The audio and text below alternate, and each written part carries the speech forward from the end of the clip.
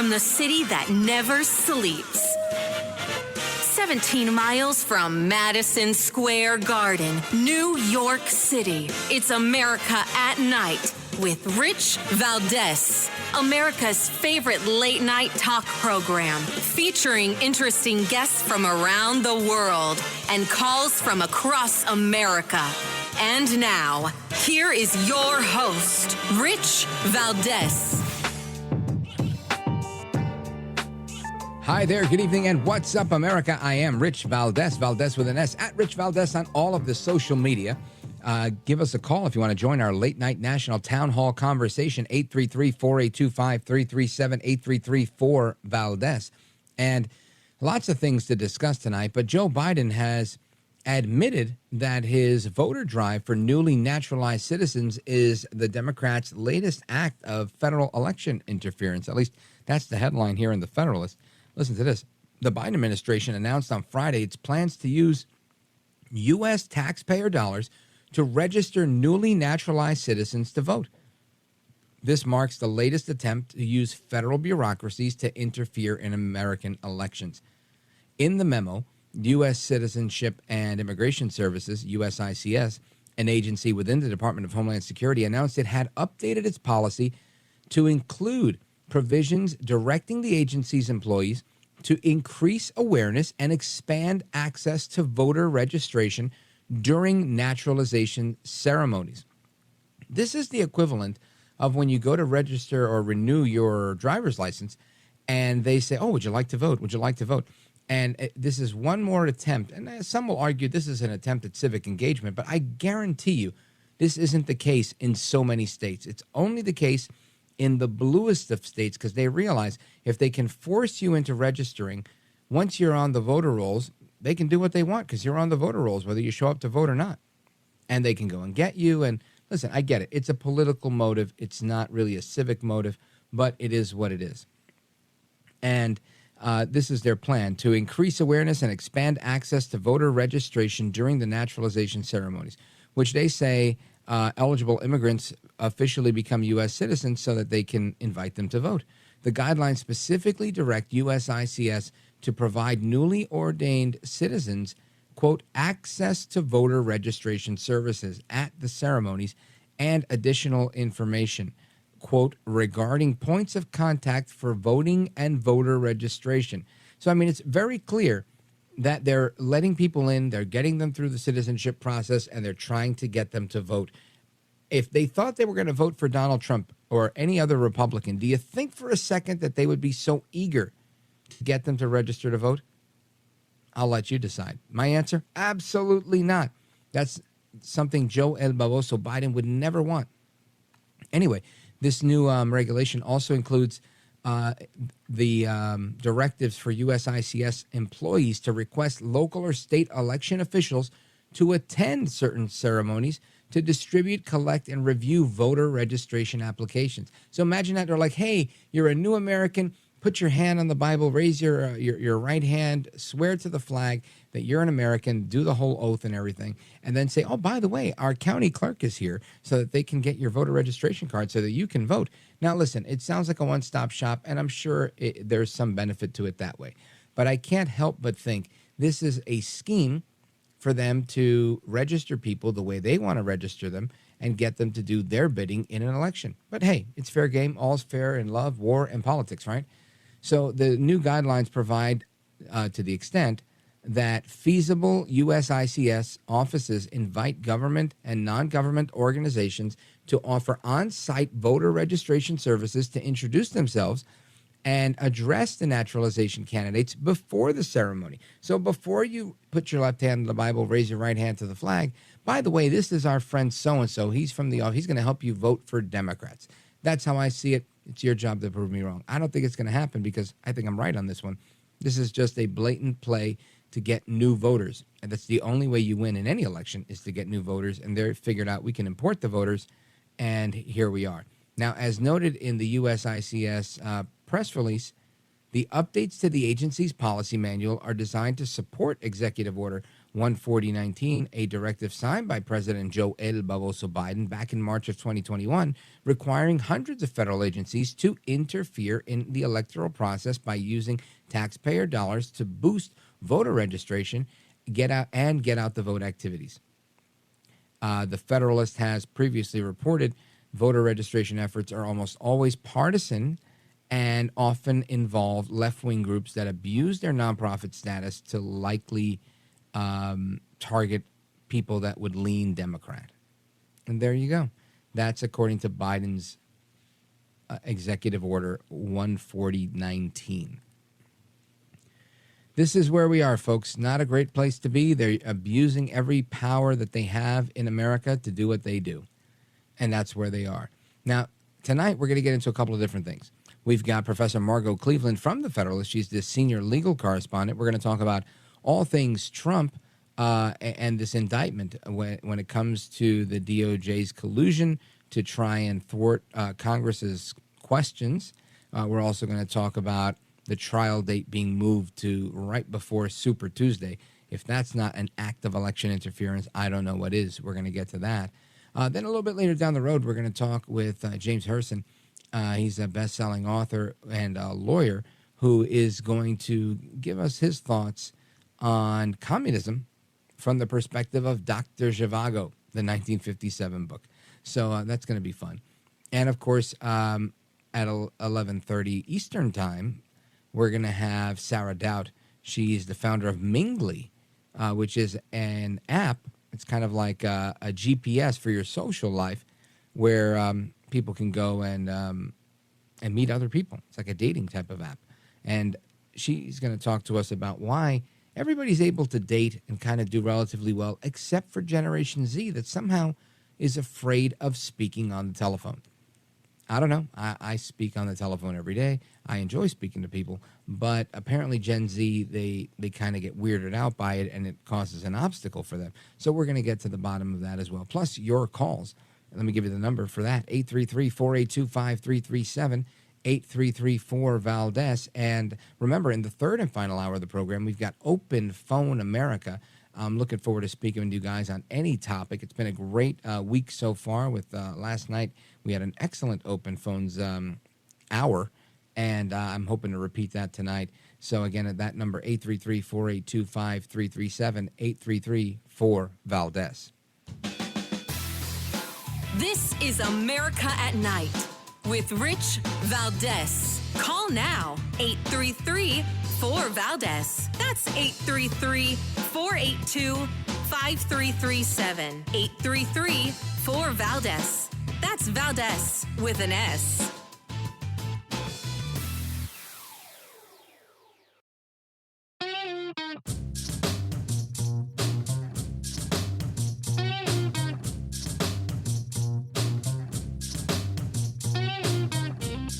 Well, thank you, Rich, and thank you for everything. I know you very well, and I listen, but I have a lot of people that listen, and they love your show, and I appreciate it very much. America at Night with Rich Valdez.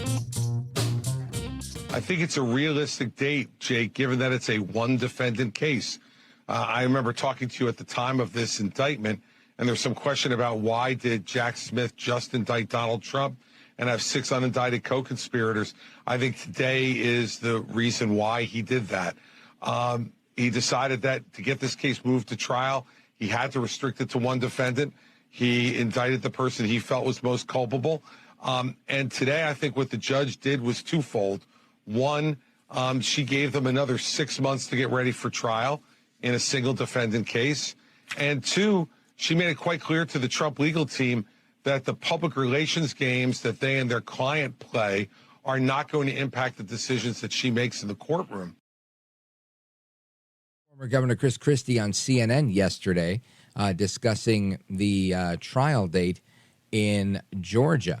Now, the United States District Judge Tanya Chutkan, she's moved the scheduled trial date of former President Trump for his federal case to March 4th, a day before Super Tuesday.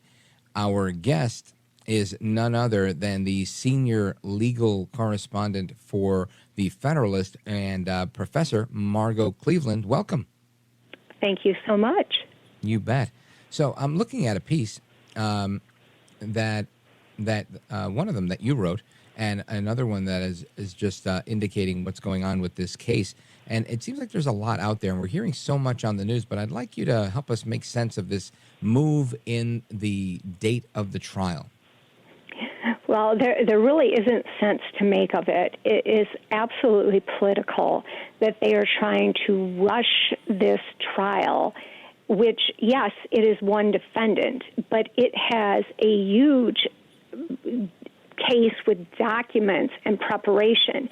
And, I have several colleagues who have litigated in criminal cases, and this is completely out of the norm for what you would have, that you would have the case even set for trial at this point, as opposed to going through some of the pretrial discovery issues and motions. So this date is ridiculous.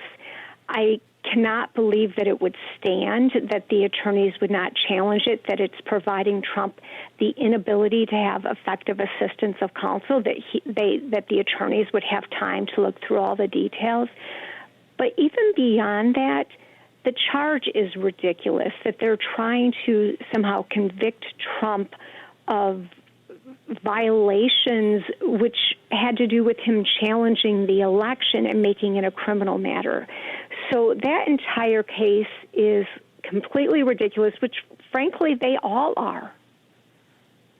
Now, Professor Margot Cleveland, I want to ask you a question because while I think a lot of people, they'll turn into conservative-leaning news and news commentary, or they'll listen to talk radio, and they'll say, man, yeah, it's a foregone conclusion. These charges are bogus.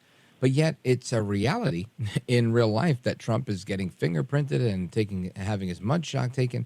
And I'm thinking a lot of people are confused by this, thinking that either we're full of it and the left and the left within the government, the left within the media are accurate, or these are bogus charges that seem to be sticking. How do we make sense of that?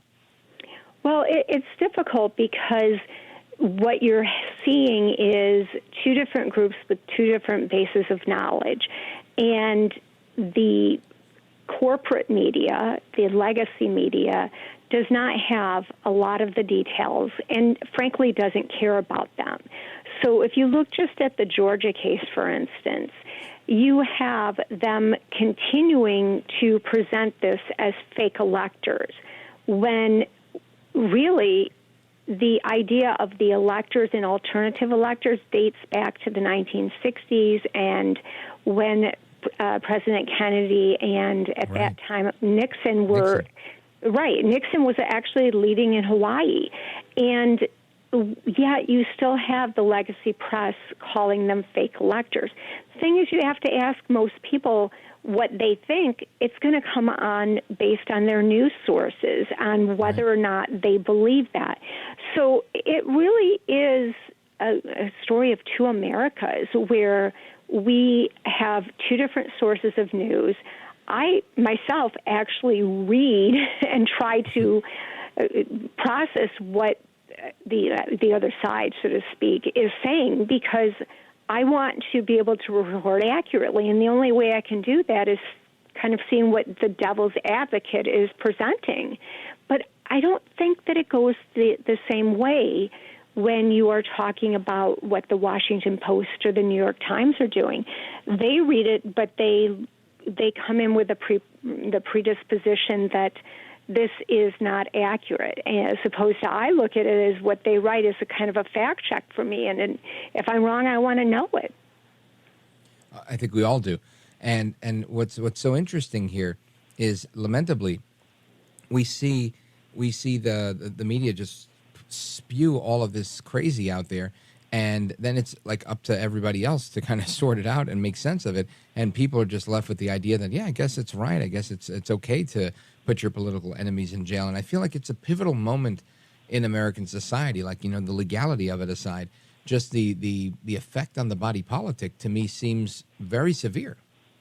Absolutely. And in some ways, the prior discussion of how do we have these two different views, that's part of the problem, but the bigger problem is really where we are as a country, that we are seeing the Biden administration prosecuting the political opponent of Biden, and at the same time, the Biden's DOJ preventing an investigation into Joe Biden where there is overwhelming evidence of corruption. So we are in a new stage in our country's history, and it's not a good one. How solid of a defense or an argument is it to say that the DOJ guidelines have always kind of precluded the DOJ from going after anybody or investigating them publicly during a election cycle, and them switching gears and changing at this time? And now you even have the judge, according to the AP, saying the public has a right to a prompt and efficient resolution of this matter. Is that a defense, or is it just them deciding to change gears? Well, the guidelines, of course, are not controlling, so the DOJ can ignore those. It isn't a law that has to be enforced or is enforceable in any way. It's more prudential. And that's probably why they're pushing for such a quick trial, so that they can argue that it has nothing to do with the election. It was done ahead of time. But from a practical standpoint, it is not adequate time for Trump's defense attorneys to be able to prepare.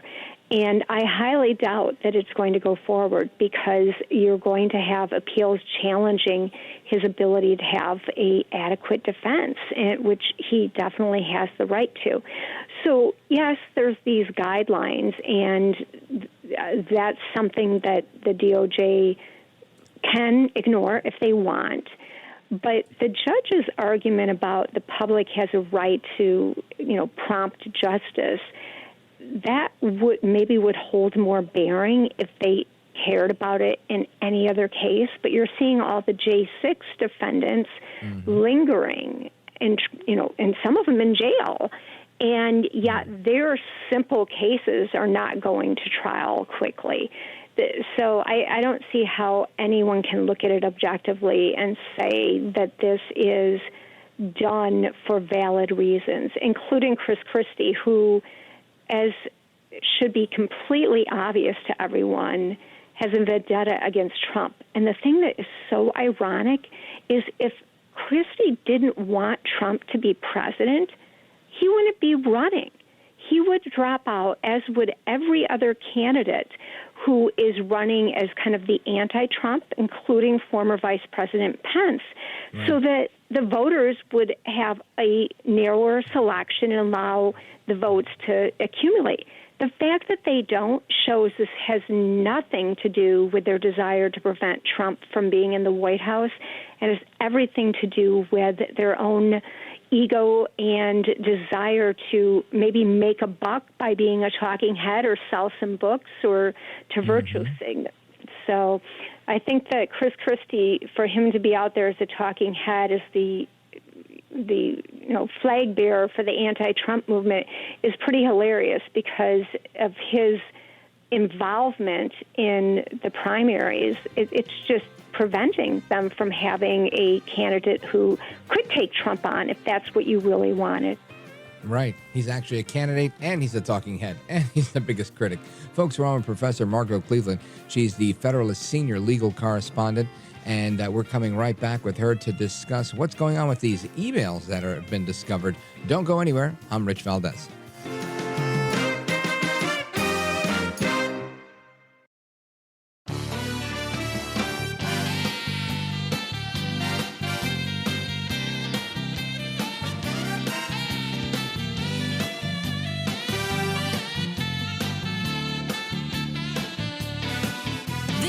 America at Night with Rich Valdez. All right, America, welcome back. Our guest is Margot Cleveland. She's a senior legal correspondent at The Federalist and the author of a piece that I'm looking at, an exclusive. U.S. Attorney Weiss colluded with the Department of Justice to thwart congressional questioning, according to emails. The emails show the DOJ repeatedly intervened on behalf of the Delaware U.S. Attorney to respond to Hunter Biden-related congressional inquiries. And this is interesting, and this is all part of a FOIA request obtained by the Heritage Foundation, and I think it's very telling. Professor Cleveland, welcome back. Tell us what you gleaned from this. There were several things that I was able to glean from the FOIA request and the response. And let's actually just start there with the FOIA request.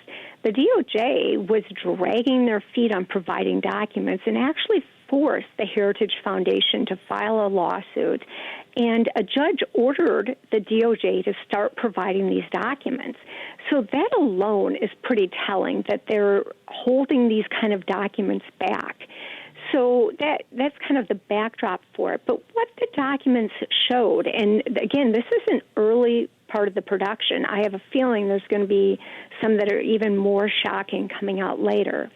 But what these documents showed was that when inquiries were made to U.S. Attorney Weiss, who is the Delaware U.S. Attorney who's now the special counsel investigating Hunter Biden, what we have here is Congress is asking for information, and Weiss is working with the Department of Justice Office of Legislative Affairs, and they are jumping in and responding to the questions on behalf of Weiss. And, of course, the response is, well, we can't say anything.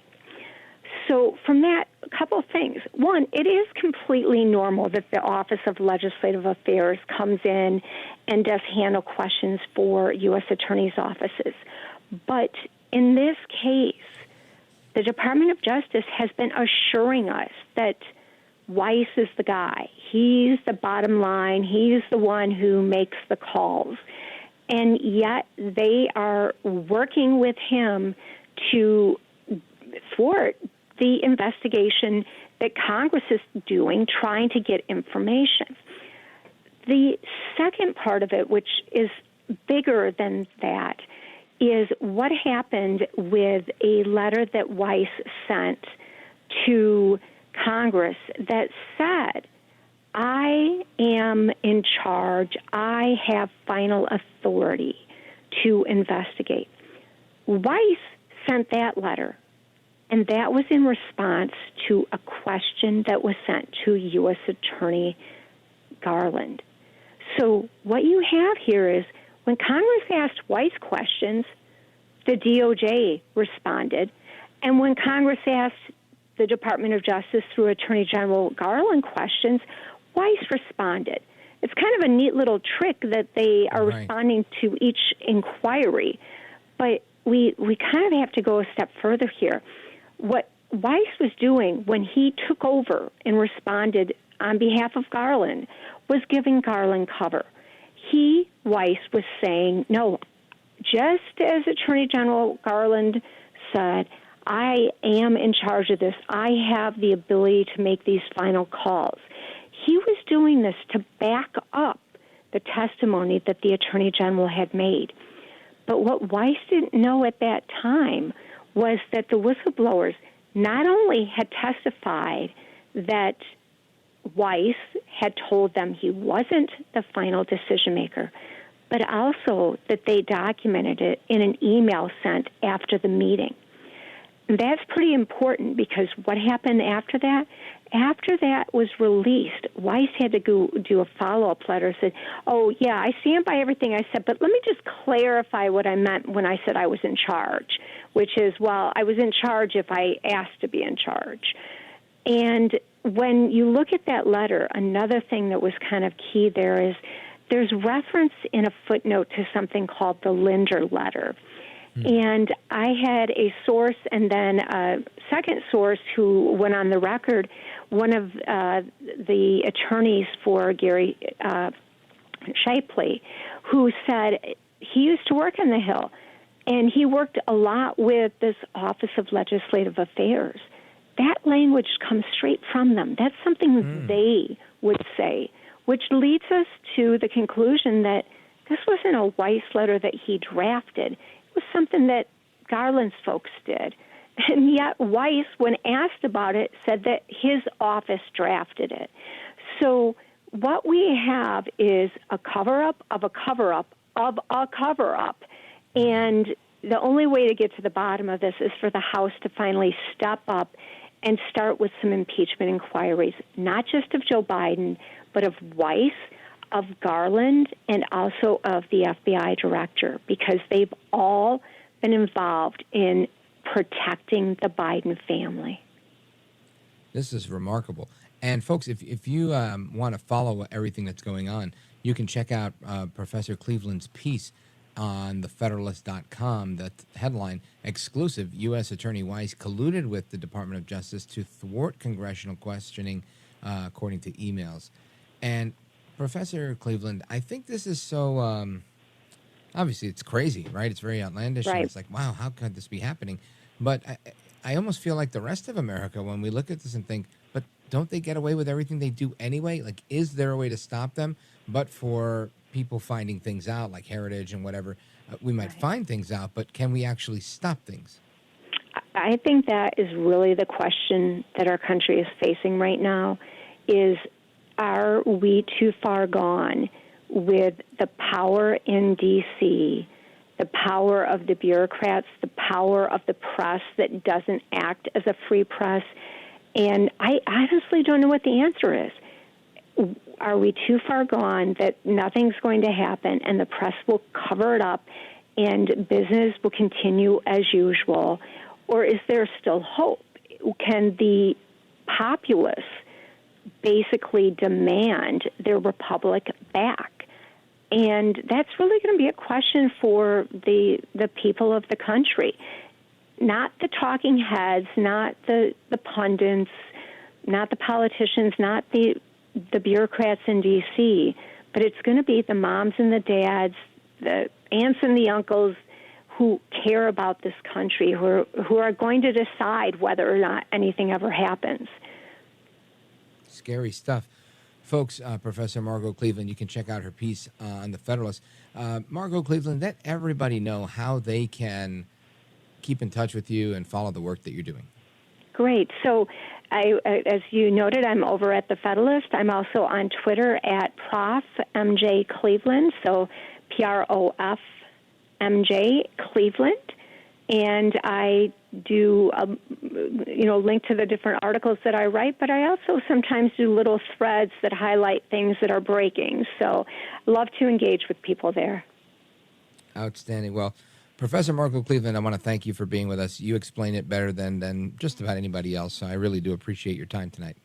Great. Thank you so much for having me. You bet. Folks, there is more to come. Your calls and more coming up. Don't go anywhere. This is America at Night with Rich Valdez.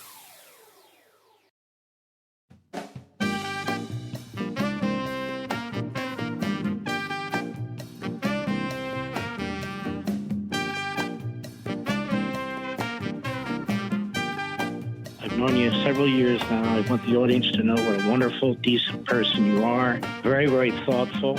America at Night with Rich Valdez.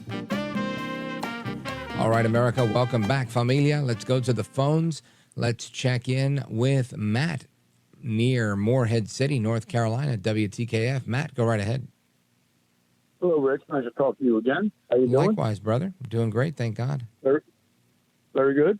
I had three quick points without telling anybody who to vote for. Three things to consider has to do with their amount of, their pocketbook. One, how do you like your fuel prices before you vote? Any fuel. That's one. Number two, I'm going to condense it for you. Number two, how do you like your grocery prices? And number three, how do you like the interest you're paying on any debts you might carry? That's a nice thing, a very smart thing for a voter to consider before they cast their ballot, is it not, Rich? Absolutely. Let me tell you, that's a very persuasive. You should work on somebody's campaign. How do you like the price of your fuel? Any fuel, and you're right on that one. And the other one, with respect to any debt you're carrying, credit cards, mortgages, you name it, and whatnot, yeah, everybody's paying through the nose on that stuff unless you're locked into one of those really, really low mortgages that came out of a year or two ago. So, yeah, I think you're spot on with that, Matt. Now, what do you think about this malfeasance we were talking about, or alleged malfeasance from the Department of Justice colluding to protect Hunter Biden? What do you make of that? I'm aghast by it, and I want to tell you, Rich, and I'm not a patronizer. Yours is a can't miss show. I told Tom, I'm my own boss, and that's the way it's going to be. If I want to listen to your show, I'm going to listen, and I will. Thank you. I appreciate that. And I think it's important, not because I'm here, but because some of the stuff we talk about is just kind of crazy. That, like, this is, every day there's more and more information that's just odd. Even if you want to be objective, it's just at some point you reach a point where you say, this is just out of control. This looks very fishy. And sadly, that's exactly where we are, Matt. I appreciate the call, my brother, and for you listening in. Matt, near Morehead City, North Carolina, WTKF. Big shout out to everybody in North Carolina. And we continue. We continue with our calls across the country. Let's go to Michigan, check in with Kim on KDKA, America's oldest radio station. Kim, welcome. You're on with Rich Valdez. Go right ahead. Hi, Rich. Thank you. What I wanted to ask you about is what's happening right now. In Michigan, I had called about this a couple of weeks ago, but our 16 alternate electors from 2020 were all arrested and charged with felonies for following the Constitution. But my question, and then they're doing it in all these other swing states. But my question is this. Mike Pence said President Trump didn't have the option to do that. And the Commie-Crat said President Trump that there was no such rule. Everybody said that this thing didn't exist in the Constitution. I believe you called it the Electoral Count Act, where if there's malfeasance, they can send it back to the state houses to figure out who really won in their state. Yeah, well, and again, that was just a result of that happening, right? With the Hayes-Tilden election in 1874. They couldn't come up with a winner. So there was an issue, and they had to come up with the Electoral Count Act as a result of that. At that time, what they ended up doing was having the Supreme Court decide who would make up who would vote on this, and they came up with a committee of Supreme Court members of Congress, and another body, and that's how they came up with it. But they said, we can't do this every time. We have to have a plan. So they came up with the Electoral Count Act and passed it. But you're right. The ambiguity, and I'll bring you back in for a second. I just wanted to put this thought out there. The ambiguity that exists is that Trump was trying to utilize every opportunity he had to say, look, I don't think this is right. Let's try this. And I feel like Vice President Pence wasn't as willing to try something that has never been proven, right? What Trump tried to do wasn't proven. It's not something that's been done before, so there was no precedent for it. It doesn't mean it's not legal and it's not possible. It means it would have ended up in court, and they would have had to figure out whether it was legal or possible. But it seemed like Vice President Pence was not even trying to do that. He kind of said, look, if this hasn't happened before, there's no precedent. I'm done. I'm not involved. I don't want to be with it. And I think it's for that reason that the president at that time resented him, and that many supporters of the president also resent him. But I also understand his position, whereas he was like, look, I haven't seen this happen before. How am I going to go ahead and try that? I would think, if you're going to be anybody's vice president, you're their vice president, right? You're literally the second in command. You've got their back. You're there to make them look good. And the last thing you're going to do in a crucial moment is say, nah, I'm not going to try that. That hasn't been proven before. I think that's kind of lame. Kim. Yeah. And I set all that up to ask this. This is my real question, and I hope you know the answer, because I don't. But when the other side did their omnibus bill about less than a year ago, they added an obscure line in there that voided that out of the Constitution. They said it didn't exist, but then they added it to their bill to void it out.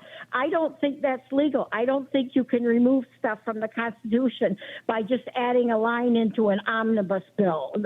Was that legal, what they did? Yeah, no, I don't know anything about that. I'll have to take a look at that. But as far as I know, absolutely not. You can't change the Constitution without the 2/3 supermajority vote. That's not happening. So they probably tried to put a bill in there to, as part of another bill, a regulation within the bill, to change the way they view things. like an amendment to the Electoral Count Act, which they could vote on and have voted into law as a matter of law. That's possible, but you can't actually change the Constitution without a constitutional amendment and that type of, like I said, that majority that you're required to do that. So I wouldn't sweat that too much. Those are things that can always be worked around. And I'll look around to see exactly what you're talking about. I think I remember somebody mentioning that. But ultimately, these silly laws, whether they're executive orders or congressional rules that are antithetical to the Constitution, ultimately they never stand up in court. And that's why you've seen Biden lose so many times, or even Trump lost several things in court. Obama lost a ton of times, because when you try to push something just on the merits of that you can, it doesn't make it necessarily right or constitutional. So that's all I've got on that one, Kim. Thank you for the call. Folks, we'll return to your calls and more straight ahead. 833-482-5337, 833-4-VALDEZ. This is America at Night with Rich Valdez.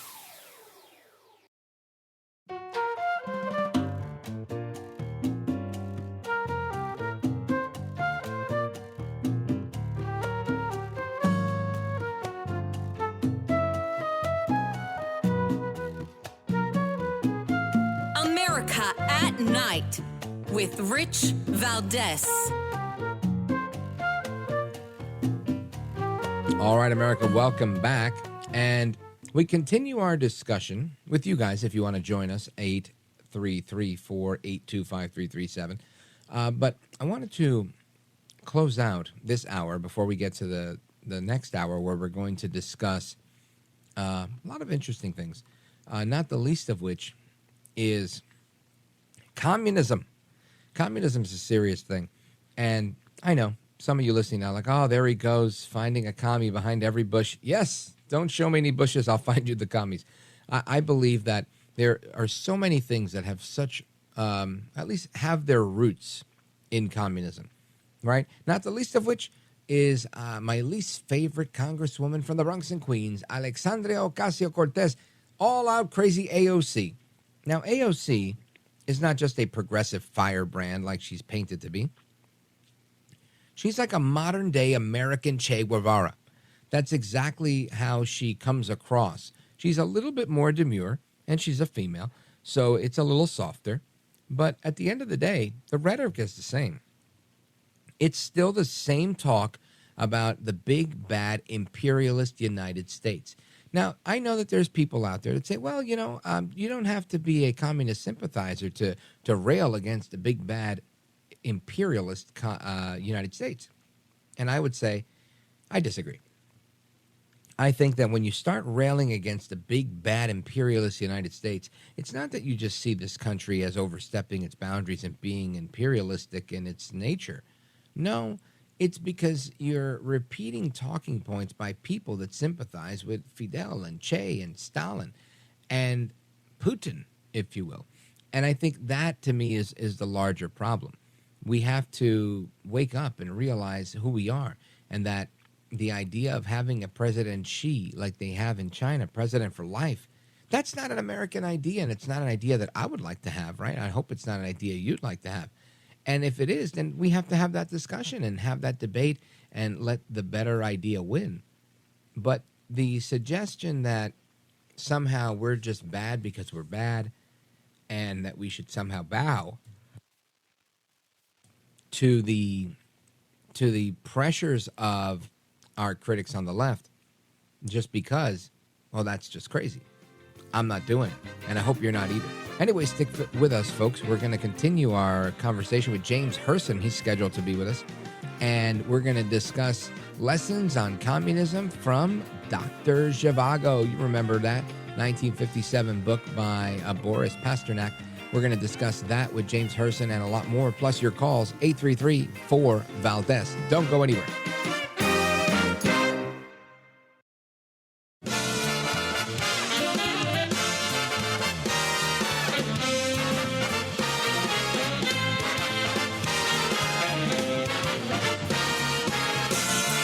Live from the city that never sleeps. 17 miles from Madison Square Garden, New York City. It's America at Night with Rich Valdez, America's favorite late-night talk program, featuring interesting guests from around the world and calls from across America. And now, here is your host, Rich Valdez. Hi there, good evening, and what's up, America? I am Rich Valdez, Valdez with an S, at Rich Valdez on all of the social media. And Biden continues to seek long-term military aid to Ukraine to prevent the next president from scaling back funding. Look at that. What a surprise. There's also some news coming out from Capitol Hill. House Republicans are announcing that the Department of Justice gave Hunter Biden special privileges in the tax case. We talked about that with Professor Margot Cleveland, and we'll touch on that again in the top of the third hour. I also want to talk a little bit about communism, and, you know, I was kind of talking about it before, but communism is not a throwback to yesteryear, but I would say it's kind of made a comeback, right? It's back in vogue, sadly. And in the United States, there's Bernard Sanders and AOC and all those that are kind of communist light with their new label of progressive, but it doesn't really change the fundamental tenets of what they believe. And I think it's important that we always talk about that. And I want to talk about that with James Hirsen. He's a lawyer and a media psychologist, New York Times best-selling author, and commentator. And the topic we're going to discuss is lessons on communism from Dr. Zhivago. And I think that's an interesting take. James Hirsen, welcome. Hey, great to be with you, Rich. Yeah, it's a really important subject, I think. It used to be the study of communism and why it's inherently evil used to be a part of civics curriculum in schools. And in the 1950s, our history has been revised. They call the period where people understood the evils of communism, they call it the period of the Red Scare, you know. And we should be scared of communism because, yeah, if we look at the track record, we're talking about hundreds of millions of people suffering and approximately 100 million deaths from the ideology. And communism, besides being evil, is a scam. And so, you know, that's why I had thought of a couple of things in film history, you know, and one of them was Andy Garcia's movie, The Lost. It was The Lost Nation, but it was about the what had occurred in Cuba when the communists took over, when Batista lost power and Castro took over.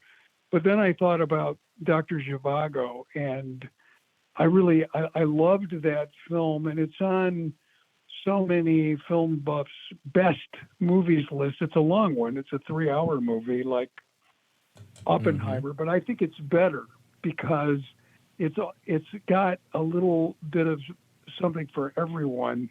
It has a great score. It has an incredible cast, and just a brilliant story written by a guy who was a poet and an author named Boris Pasternak, who really is the main character of Yuri Zhivago, because Pasternak found his writing, his poetry, and particularly this novel, censored, just as the main character of this book and film did.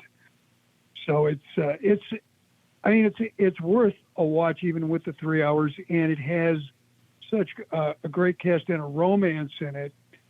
So it has a chick movie quality, as we used to call those films, that appealed to romance, but at the same time, it has a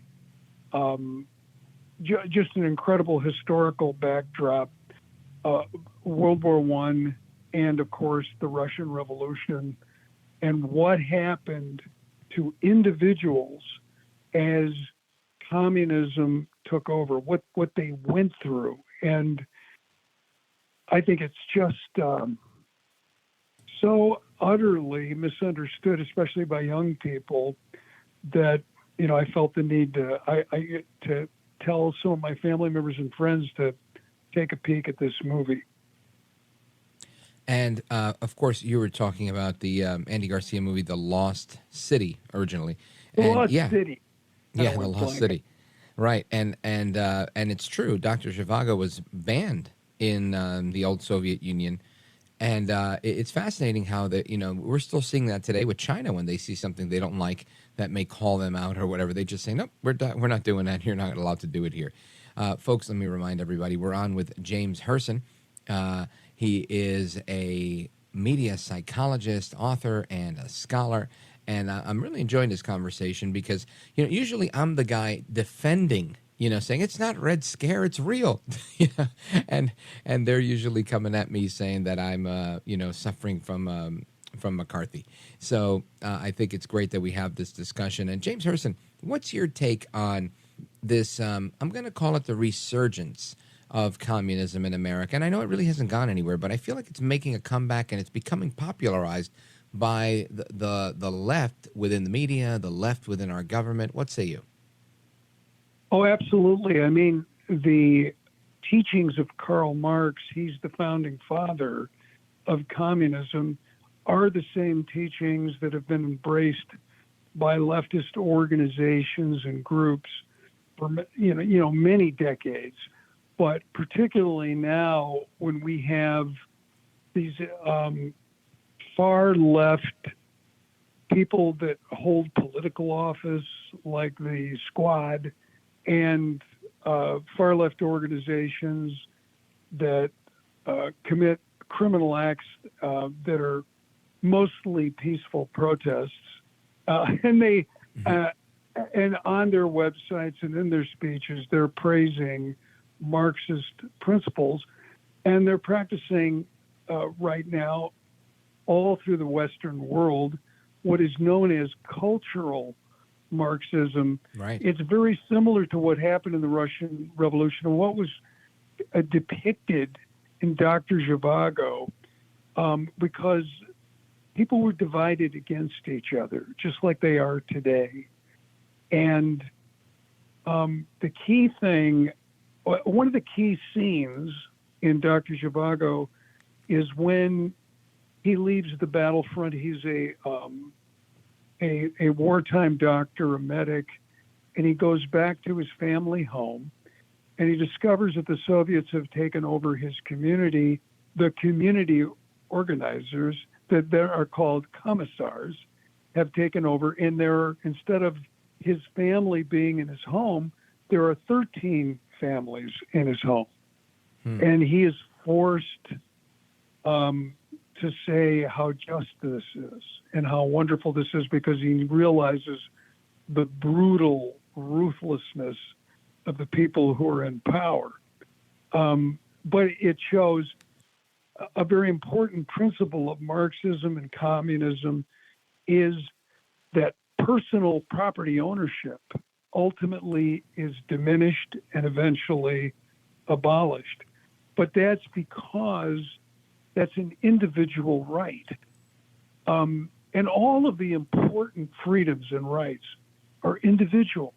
They're the right of free speech, the right to freely worship, the right of having due process as an individual accused of a crime. These are all things that involve the individual, but you notice the emphasis now in our country and all throughout the West of group thinking and group action, and the individual, as it was in the Russian Revolution, must be sacrificed for the good of the group and the good of the group narrative. And we see that in any individual who counters the narrative, all of a sudden is finding themselves suppressed, censored, etc. And there's a whole host of narratives that that debate is being eliminated. I mean, we live in a time when we, for no expressed reason, we saw the top cable host in the world basically taken off the air. I'm talking about Tucker Carlson. Of course. And of course, Tucker Carlson was an individualistic person who countered a series of narratives with sources and with experts. And of course, we went through the period where, and now it seems like we're in a time when they want to bring it back, using public health as an excuse. Oh boy. To take away individual freedoms. And so it's just, there's so many parallels to the time of the Soviet Revolution and the founding fathers of communism, not only Marx, but Lenin, Vladimir Lenin, and Leon Trotsky. And also it's interesting because communism is completely inconsistent with God. The notion of Marx wasn't just an atheist or a militant atheist. He wrote about his hatred for God. He wanted to have people totally reject any religious institutions and religious practices. And we see the incredible animosity for religious groups, for religion. And I'm talking about more traditional religions, but religions that impose values are the ones where there's this hostility that is exactly like the hostility that, we see from communists. So a lot of people, I think, have said that America has more elements of communism today than ever. And there's been people trying to bring that in, going all the way back, to the beginning of the 20th century. Yeah. And so it's, I think so Dr. Zhivago and works of art like that give us warnings, and we really need to heed those warnings. They're timeless classics. Folks, we're on with James Hirsen. He's an attorney and media psychologist, as well as an author and cultural commentator, and I'm enjoying this conversation on the parallels between Dr. Zhivago and the communist movement that's still afoot in the United States and globally, in my opinion. And we're going to continue our discussion with respect to communism in America and Marxism throughout our culture when we return. Our phone number, 833-482-5337, 833-4-VALDEZ. This is America at Night with Rich Valdez. Call now, 833-4-VALDEZ. That's 833-482-5337. 833-4-VALDEZ. That's Valdez with an S.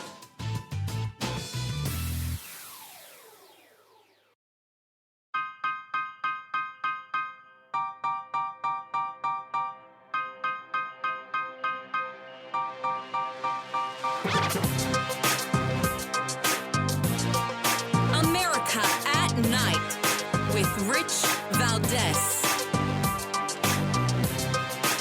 All right, America, welcome back. And, we're talking about communism and the effects of which are here in the United States. And so many people say, look, socialism isn't communism. Progressivism isn't communism. But the reality is they're all birds of a feather, right? And Bernie Sanders is constantly flirting with the line, always bringing up things from the former USSR Constitution and recommending them as new policy in America, all of these required government programs. And it makes me wonder, he's not ashamed. He embraces his inner commie. But there's a lot of them out there that don't embrace their inner commie. And I'd like to get your thoughts on that. James Hirsen, best-selling author, cultural commentator, and media psychologist, because I feel like it's an important issue that we need to kind of be cognizant of, James Hirsen. Oh, absolutely. Look, it's one of the ways that we learn about socialism. Socialism is like a gateway drug to communism. Sweden Well has put. always been touted by Bernie Sanders as the example of European democratic socialism. And now Sweden has been forced to almost completely abandon that concept for the free market. But for innovators, people, entrepreneurs, there was no government bureaucrat, as Milton Friedman always points out, who told Henry Ford, could you invent an automobile? No, there was no government involved when Thomas Edison invented the phonograph. And all the great innovations came from individuals who were free. And it's like I remember teaching about the free market in a class. And I mentioned just a story that I had where I had to go buy orange juice for my wife, and I had to call her up because I was so surprised to see that there was orange juice with pulp, without pulp, with Right, how many calcium, options there were. rose. And it's incredible. Now you go to the dairy case and you see oat milk and almond milk and, sweetened and unsweetened. And how does it get there? What government central planning group puts all these wonderful choices in that case for people to buy? None, because it's the freedom that allows it to happen. And when there is central planning, you get one brand of orange juice, like in Cuba, Fidel orange juice. You stand in line, it tastes terrible, and you have no choice. So that's why socialism gives birth to communism. When I called them a scam in the last segment, right, it's beyond Bernie Madoff, because communism as a system always ends up with basically robber barons who spout socialism at the top, the elites, and everyone in misery. So That's true. full expression of communism in today's world is North Korea, where Kim Jong-un and some family members close to him live basically like a monarchy, and the rest of the people are intentionally suppressed, intentionally given keep them afloat. starvation. And it's very similar. I mentioned, like, in going back to Dr. Zhivago, one of the key things is individual ownership of property. Well, we know that what we see now from global elites, one of their slogans is, you will own nothing, and you will be happy. Be happy. Well, that's James Hirsen, I don't want to cut you off, but I want to make sure you have time to plug your website and let people know how to get your books. Oh, sure. And my website is jameshirsen, HIRSEN.com. I write for newsmax.com. I have a new piece going up there tomorrow. All right, folks, you heard it. Go to newsmax.com. Check out James Hirsen. You're a patriot, a scholar, and we're coming right back. Don't go anywhere.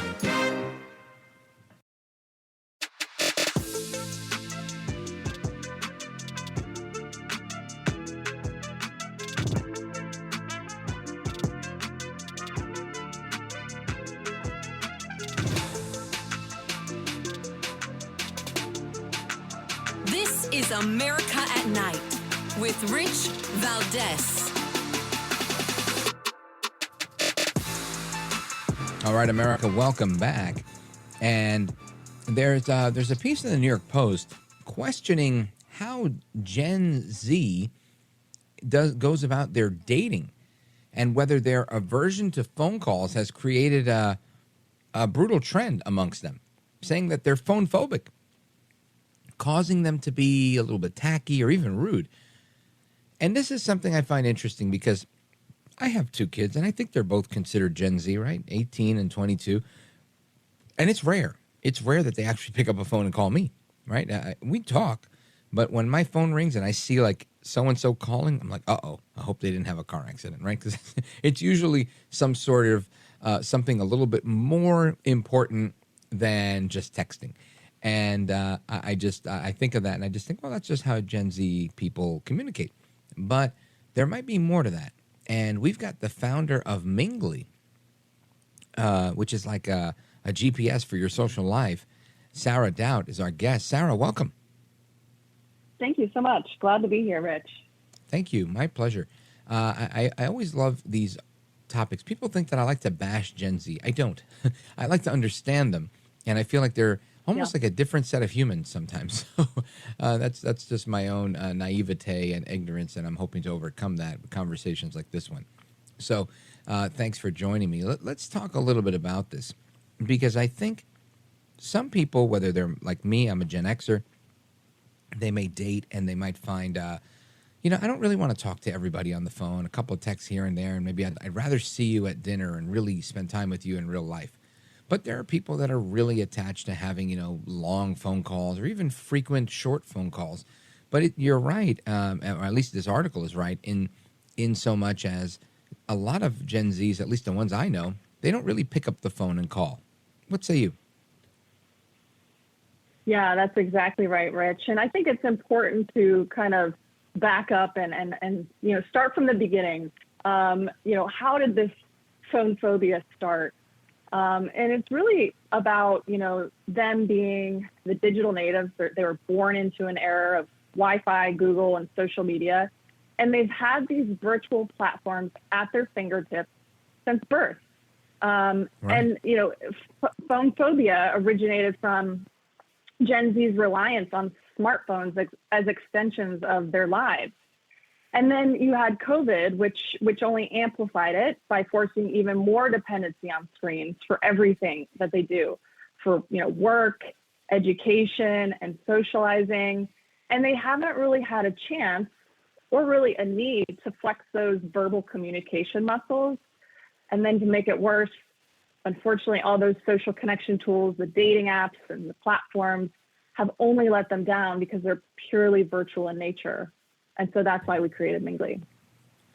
So tell us about Myngly a little bit, because I think it's, I find it interesting that there's an app that, there's a ton of apps out there, but I'd like to learn specifically about this one, because you're right in so much as this particular group has been kind of stifled. They weren't on the phone to begin with, and then they were kind of trapped with this coronavirus lockdown. And the rest of the generations, the millennials, the Gen Xers, boomers, etc., they've had a lot of life prior to, right? This was really my daughter spent 2 years of her high school almost locked down. And I thought that was really messed up for her, because my high school experience was fantastic. So tell us about Myngly. Yeah. So Myngly is a woman-owned and led social connection company. And we're on a mission to revolutionize the way people meet and make genuine in-person connections. So like you mentioned earlier, imagine it as a GPS or a Waze for your social life. It's going to guide you to the right connections, relationships, and to a community where people are incentivized to help others. So, no more limitations to purely virtual interactions, because now you can use Myngly to unlock your full potential. And it's really offering a solution to the issue of, encouraging real in-person interactions. So we're bridging the gap between the virtual world and the physical world, and we're putting people back in person so they can have those face-to-face encounters. They can flex those verbal communication skills, and as we all know, have those personal interactions that are key to long-term successful relationships. And this to me opens up the conversation for additional questions, like when and I love what Myngly sounds like. It sounds like an excellent place, but you're right. There's a particular generation out there, Gen Z, where they grew up with, everything was a touch screen. Like, I'm pretty sure they're touching screens. They're like, why doesn't this work? Because it's not a touch screen. And Right. it's fascinating to me that's the way their brain works immediately. And it kind of sets the stage for how much of your communication do you do in person versus how much of your communication do you do virtually, online, text, etc. And there's an article I want to pivot to about Is it okay to break up with someone over text? And this is interesting because I think, I think that's the easy way out, but sometimes that's the only way out for some people. So I want to get your take on that, and I want to invite the audience to weigh in as well if they have a breakup over text story. 833-482-5337, 833-4-VALDEZ. We're coming right back with our guest, the founder of Myngly, Sara Doutt. This is America at Night with Rich Valdez. Call now, 833-4-VALDEZ. That's 833-482-5337. 833-4-VALDEZ. That's Valdez with an S.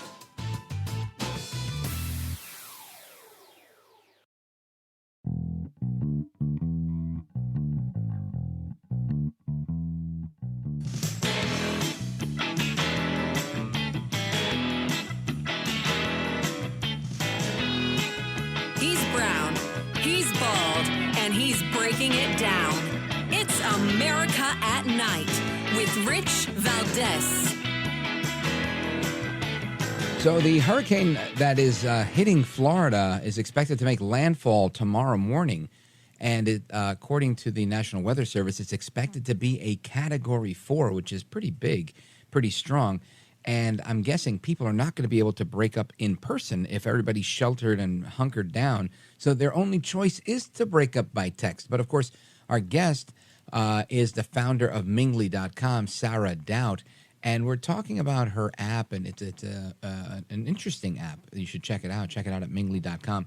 And the question I posed before we left was, is it okay to break up with someone over text? Sara Doutt, how do you weigh in on this? Yeah, so, Gen Z, they're a generation that are tech savvy and they value efficiency. Texting aligns with their fast-paced lives. But, while technology offers convenience, breakup text might lack the depth and empathy needed for closure. Not to mention, the typos that could happen and kind of the misreading of text. But, phone calls, or better yet, in-person conversations allow real dialogue, showing respect and emotional maturity. So, direct communication helps both sides heal and move forward positively. This is one of those things where I think it's awkward, but sometimes maybe the only way out. Folks, again, I want you to check out Myngly.com. That's Myngly with a Y, MYNGLY.com.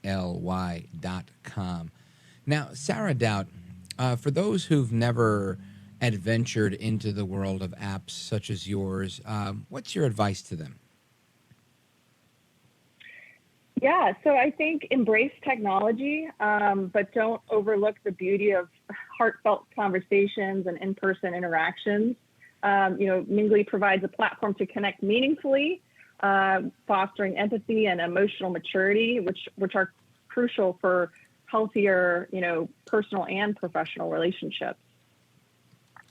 All right, and let everybody know how they could find you on social media as well, Sara. Yeah, so first, we are on the App Store, both Android and Apple.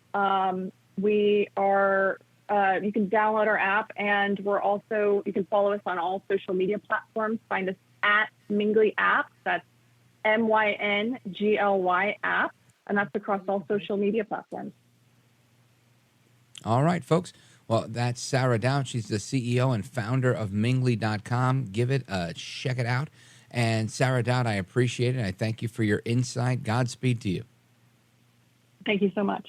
You're welcome. Folks, we're going to get to your calls and more straight ahead. Don't go anywhere.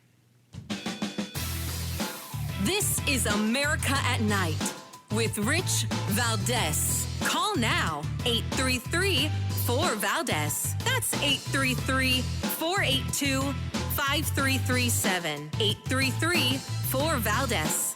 That's Valdez with an S.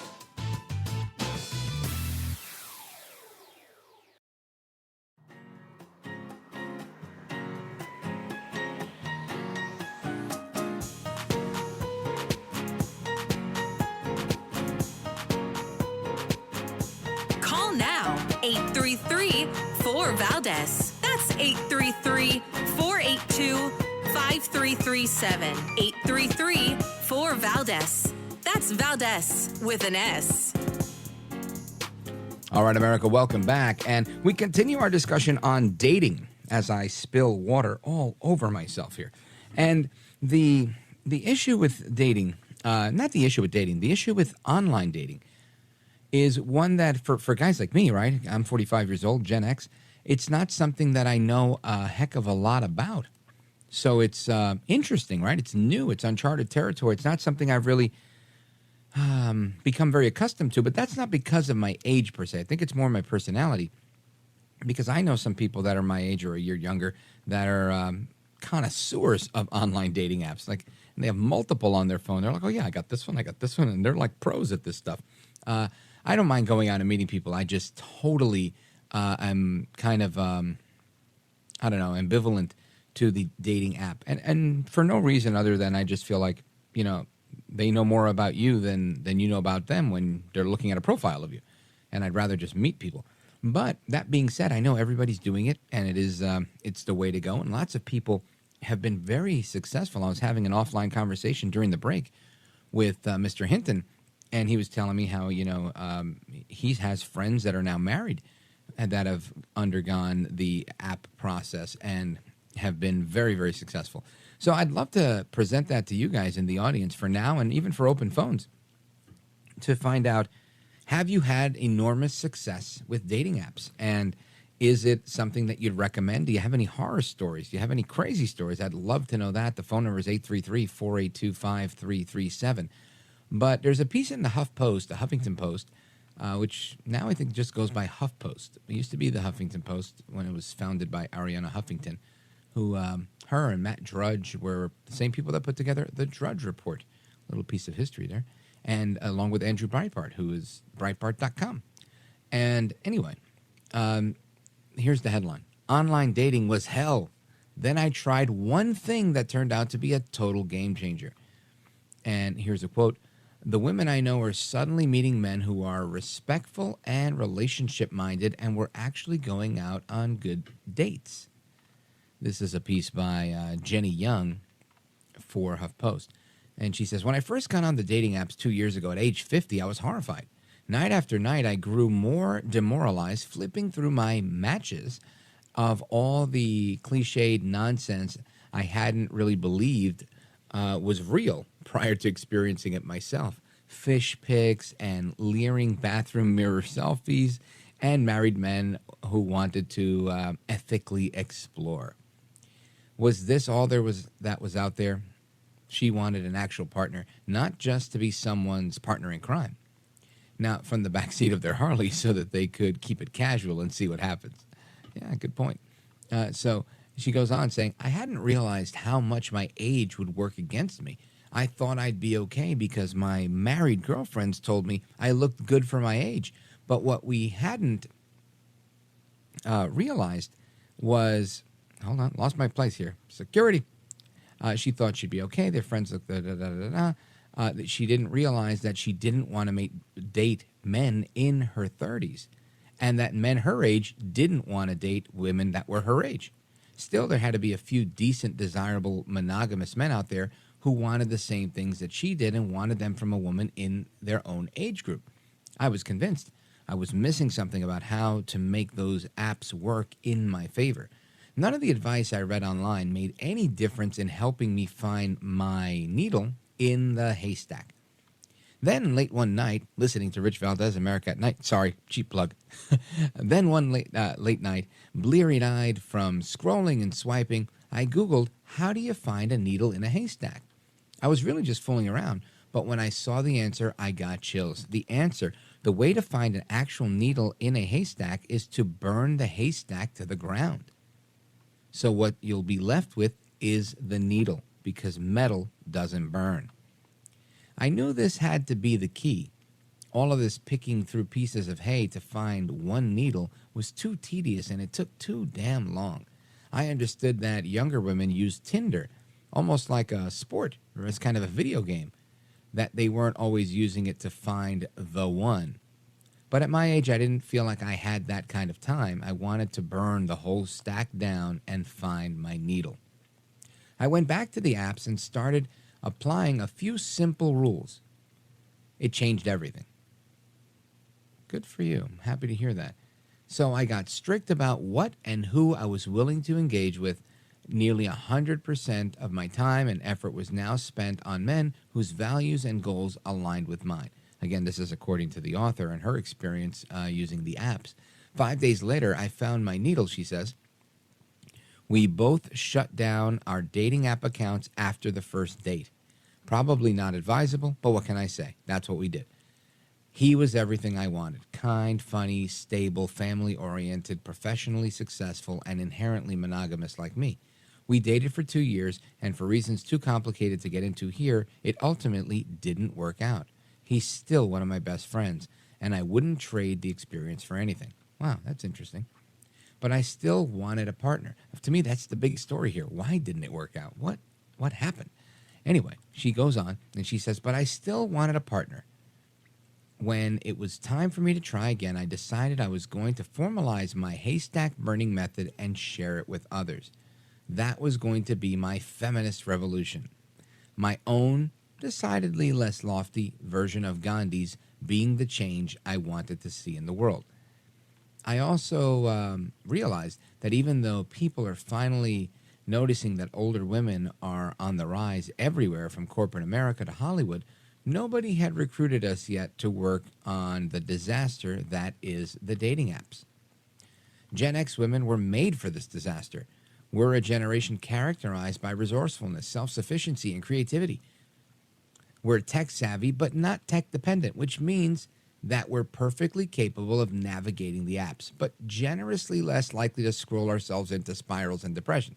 So she goes on and she goes on saying she refused to be pen pals with people, but she wanted to continue this this generational gap where she reached out to more people who were Gen Xers, saying she's not a dating coach, but she wanted to teach people how to burn the haystack. So I'm wondering if anybody out there has had experience with this, and let's go to the phones. 833-482-5337, 833-4-VALDEZ. Richard in Batesville, Arkansas, KSAR out of Missouri. Go right ahead. Hi, Rich. Hey, sir. I'm over 60, and I've used some of these apps for about a year now, and I'm kind of disappointed. I get very few responses, and I think I put out a very good profile with no fibs and no surprises. But perhaps it's because I live in a smaller area, but it's been I've been on 2 of them, and it's been very disappointing for me. I'm sure these women get hit with text all the time. I would imagine, Richard. I would totally imagine. And you know what? You're not alone. For a segment that I did on my podcast, I signed up a profile for something called The Right Stuff, I think it was called. It was a conservative dating app, and I wanted to see what kind of response I got. And I got to tell you, as handsome as I am and with this gorgeous head of hair, I also got no responses on that thing. I think it was kind of fake. The people that were on there might have been bots. I don't know. But I really didn't get anything. Maybe I wasn't using it right. So don't lose heart, Richard. You're a good man, and there's a good woman out there for you. We're going to continue our discussion on dating straight ahead, plus all of the other hot news stories of the day. Open Phone America starts right now. 833-4-VALDEZ, 833-482-5337.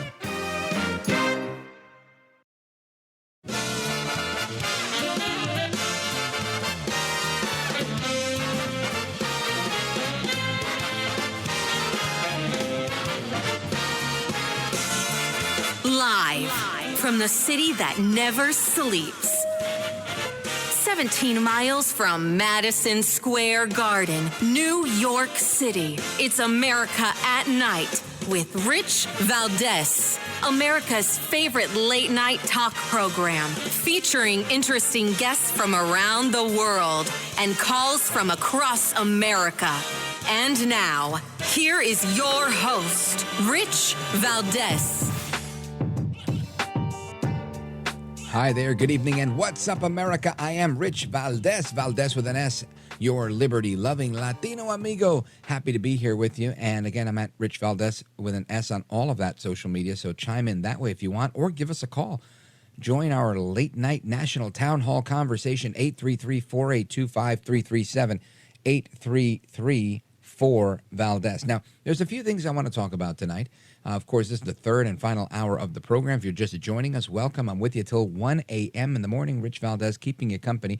And I want to bring a couple of things into the conversation, right? Tonight we've discussed all of the craziness with changing the trial date for Trump just a day before the biggest primary in the primary election process.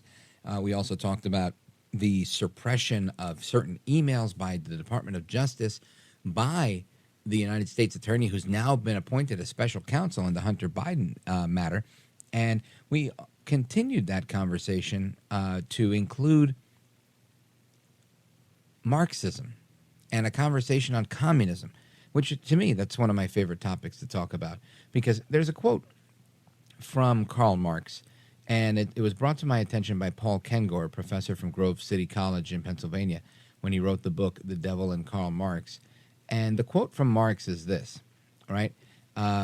He talks about how in order for him to do the devilish things he was going to do, he had to kind of change his position. And here's a quote from Marx. Listen to this.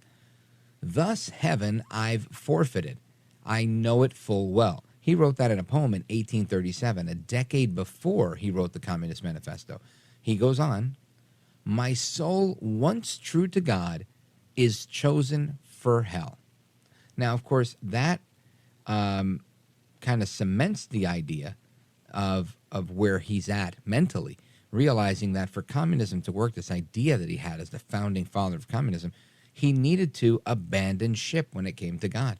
So I just thought that was really interesting. And if you missed any portion of our conversation on communism with James Hirsen, or our conversation with Professor Margot Cleveland on the legality of the Trump indictments and all of that has to do with it, you can always go to richvaldezamericaatnight.com and listen to it there. You could stream it from there. You can also find us on YouTube, and you can also subscribe to the podcast from whichever podcast app you use. I just ask that you hit subscribe so that you never miss an episode. Now, we also talked about dating, and there was a piece that I read in the Huffington Post that I thought was interesting about online dating and how people can be very successful with online dating, because, you know, it's something I don't understand that well. I'm a little bit more of a social person, but at the same time, I get it, and I've seen people be very successful with it. So I want to get your thoughts on all of this stuff. Let's hit the phones, 833-482-5337, 833-4-VALDEZ. And let's go to Melissa, North Bergen, New Jersey, listening to WFAS out of New York, my flagship. What's up, Mel? How are you? Security. Anybody there? Hello. Hello. I think we're having a technical issue. Let's keep her on hold and check that out. Let's go to Ferentino, Pittsburgh, Pennsylvania, KDKA, America's oldest radio station. Ferentino, what's up, man? You're on with Rich Valdez. Go right ahead. Ferentino, going once, going twice. Looks like the deep state has gotten to the phones for tonight. But that doesn't stop me, because there's a lot of stuff to talk about. The mayor of Miami, he has suspended his presidential campaign. He's the first Republican candidate to drop out of the race. Listen to this. Mayor Francis Suarez, mayor of Miami, who I believe I'm scheduled to interview. I guess we'll still interview him and find out, the post-mortem on what's going on. But he suspended his 2024 campaign, and he didn't qualify for the first Republican presidential debate, which was hosted by Fox News in Milwaukee, where they're going to be having the first, this year's, or I should say next year's, Republican nomination convention.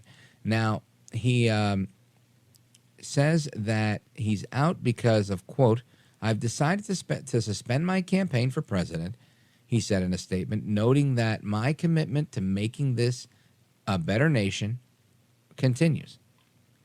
Matt Suarez said in his statement that he'll continue to amplify the voices of the Hispanic community, the fastest growing group in America. saying the left has taken Hispanics for granted for far too long, and it's no surprise that so many are finding a home in America's conservative movement.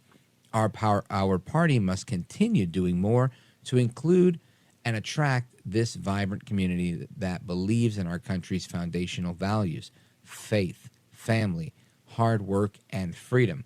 And saying that younger voters, independents, urban voters, and suburban women, all of whom he's carried in previous elections, amongst others, should find a comfortable home in the Republican Party and with their policies. So it was always a long shot campaign for him. He launched in June and was one of the last candidates to enter the race. And, of course, now here we are in August, and he is out. So, I say I like this guy. You know, I didn't think he had a shot because it's a very crowded field and there's a lot of people in it. But I did like the guy. And I love Miami, all right? And even Miami Beach even more, right? Because there's sand and it's really hot, and I love that. But, yeah, plenty of good party time in Miami, and hopefully we'll connect with Mayor Suarez soon and get his side of the story and learn a little bit more about it. Plus, we're going to get to your calls when we come back.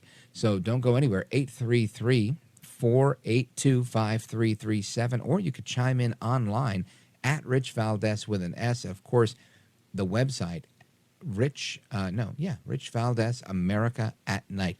That's amazing how I say these things every day and I forget them. I forget the phone number. I forget the website. Anyway, 833-482-5337 is the number, 833-4-VALDEZ. This is America at Night with Rich Valdez. Call now, 833-4-VALDEZ. That's 833-482-5337. 833-4-VALDEZ. That's Valdez with an S.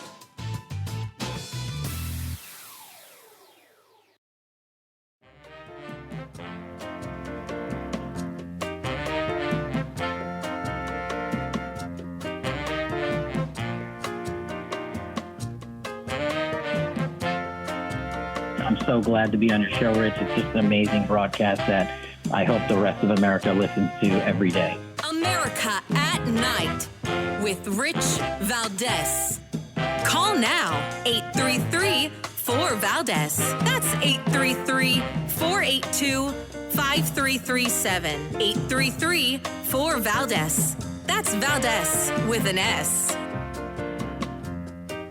Now, there was a story a couple of months ago where there was a sorority that had a man, right? I mean, this was a very visible, very large man that was part of the sorority and was tagging along with the sorority, had pledged for this sorority. But some of the girls didn't feel safe because when he was in the sorority house, he was wearing leggings and was visibly aroused. I didn't say it, they did. And they took exception to this, and they tried to kick him out, and now there's a lawsuit. And the judge basically, well, you know what? I'll get into this a little bit. I'm going to leave you hanging on that one and tell you what the judge said, because I think that was an interesting story. I just wanted to remind you of it and tease it a little bit, and I kind of went too far with it. But I wanted to go back to the phones because I think they've kicked the deep state out of our phone system, and the callers are now audible. So let's try this again. Go to the East Coast, WFAS, my flagship, and check in with Melissa. Go right ahead. Hi, Rich. Okay. Look at you. There you are. I can hear you now. I actually wanted to talk. Oh, wonderful. I can hear you. How do I sound? I want to talk about the dating app. You sound fantastic. Do I sound like a dating app? You don't sound like a dating app. You actually sound much better. You're clearly part of Generation, Z or X. I'm Generation X. X. No, Z. You sound way younger. I think you're Z. With Z. Okay, I'll take it. So you want to talk about online dating? Now, let me ask you: have you been a prolific online dater yourself? No. I'm part of the Generation X movement, and I've been terrified. Like you, I like to meet people in person. I've always felt like it's better to get a general look into their eyes and check out that they're not like a serial killer or anything like that. But serial killers are good at hiding that. I used to watch that show Dexter, and he was great at fooling people, and he was like a big-time serial killer. But I also have not had any not real experience or success with dating apps. What's your ambivalence to it? Is it just the lack of human contact? Because you can always meet somebody there and say, hey, let's meet up for a drink at the local watering hole. What's your opposition to that? I think it's kind of like you have to really, from what I've heard a lot of people just make up like these general, like, pick like their whole profiles not even real. And for me to have to take the time to get past that, I feel like while the lady had said she was over 50 and I'm not quite there yet, I still felt like, it was really like burning the whole haystack down to try to find the needle. And I really just didn't have the attention span to have to really try to figure out whether they were being genuine, like whether the picture was from like 10 years ago. And also to be They call that catfishing. Yeah, major catfishing. I love that show as well. And I really felt like, I just felt like there's been a lot of bad stories that I've heard, so I guess I don't feel like wasting my time. I don't know. I can't really explain it other than that. Like, Let me ask you another question, just a follow-up, if you don't mind. What was your reaction to the article in the Huffington Post about burning down the haystack to get to the needle that much faster? I thought that article was excellent. I felt like she really, represented how I feel about like myself and where I'm really tech savvy, but I'm not going to spend all day on Instagram scrolling and things like that. I thought she also represented, how it is frustrating to have to feel like you're going through all this haystack and actually burning. I thought it was great. I think, you don't entertain the wrong people. I thought it was actually really, really enlightening, to be honest. Now, I agree with the theory, right? In theory, the idea of burning down the haystack to get to the needle, you're left with ashes and a needle, and there you go, you found your needle. But I still didn't, and I read a lot of that article. I didn't figure out how you do that in the dating world. Did you glean that from what you heard, or have you had any experience with that in actually doing it? I think. No, you know what? I had to be honest with you. I felt like I related to it more just because it wasn't something like I've done, but I've had friends who will be like, you need to do it. It's great. It's wonderful. And I'm just like, I don't see how that's possible because I don't see why everybody's not like, just matching and making it happen. I'm sure there are people who do make it happen, but what I got from the article was that basically you're very specific, at least this is what I got. You're very specific in what your wants are, what you're looking for, and anything that doesn't fall under that specific category, you don't even entertain an inbox from them. Like, that's burning anything that doesn't fall under there. And I think that's why she said they basically, clicked, they met on the first date and they shut down the app because they found what they were looking for and what their morals and wants were. Right. Well, and just so you know, for your reference and everybody who's listening, the author of this article has started a Facebook group called Burned Haystack Dating Method. Burned Haystack Dating Method, where they continue to discuss how to do it and have hammered this into what they call 10 clear rules for using the dating apps to burn the haystack. One example they give is they only interact with individual messages that are well written and reference their profiles or do something to extend the conversation. No more entertaining, hey, gorgeous, or other messages where men whose profiles only contain their cell phone number because they're not actually paying to use the app. So I guess taking the people and the messages and reactions that you get a little bit more seriously. So I think you were right on that one. And another thing that it brings up is we refuse to be pen pals and we refuse to fight with men to waste any of our time and energy putting them in their place, even if they deserve it. Women still take a lot of abuse and aggression on dating apps is a parenthetical statement here. And it says, instead, we just block them. If a conversation is decent but not moving towards meeting in real life within a week or two, we block without further interaction. Block to burn. That's kind of how you burn the haystack. Interesting. And it's become a mantra in the Burned Haystack group because blocking is the only way to prevent the apps from recycling that same match. If you block rather than just swipe left, you're assured of never seeing that guy again, which means the app has no choice but to show you new matches that might be much better. Interesting, very interesting topic, I'd say. So, Melissa, do you see yourself using this strategy? Do you feel more equipped? Do you feel more gung-ho about using dating apps, or are you still somewhat kind of on the fence? I actually kind of like it because before you even said it, it's really what I was thinking. Like, well, just block them. Like, it's basically just not entertaining nonsense and not wasting my time, which is basically what I had started saying, which was like, it just seems like a waste. People just don't even give them the time of day, block.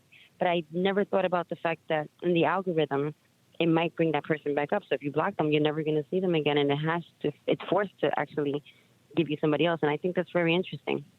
Yeah, me too. I wouldn't be anti it. I'd be interested in seeing how the burn the haystack method goes. I might give it a shot, maybe. I'd love it if you did, even just as an experiment, and called us back and told us the results.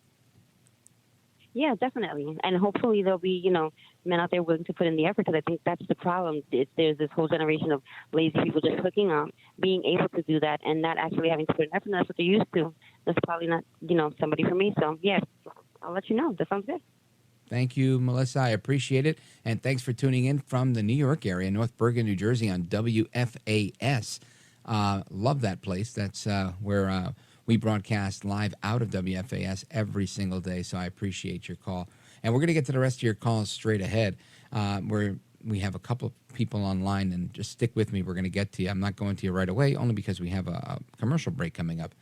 And I didn't think we were going to spend so much time on dating, but I think it's a very interesting topic because there's so many people that are in the throes of this. So if you have a dating story, or if you've used the online dating apps and you have a success story or even a horror story, I'm willing to hear them both. Again, our phone number is 833-482-5337, and that's 833-4-VALDEZ. Or you can chime in on social media at Rich Valdez with an S, and I'm going to look for your comments during the break. And we're on all the social media, whether it's Instagram, Twitter, Facebook, Truth Social, and Getter as well. So definitely let me know where you're at with that. Plus, I want to, there was another reminder I had. I think it was one of these articles I wanted to get into. I'm a little ADD-ish today in my scatterbrainedness. But there was an article here that I wanted to mention for the bottom of the hour. And it was, let me see, it was not the Pope. There was a Pope story, but that wasn't it. It was a Chicago news crew. That was it. A Chicago news crew was reporting on theft in the area when they were robbed. And there is zero evidence of this gunpoint robbery because they stole the evidence when they robbed them. I'll tell you about that story in a moment. Plus, there's a lawsuit. Burger King has been sued because the Whopper is too small. Yeah, and they said, no, we're going to dismiss that. That's a frivolous lawsuit, and the judge said, nope, not so fast. I'm letting the lawsuit go through with your small burgers. So we're going to talk about that as well. And, of course, anything else you want to talk about, 833-482-5337, 833-4-VALDEZ. And we're coming right back. Don't go anywhere.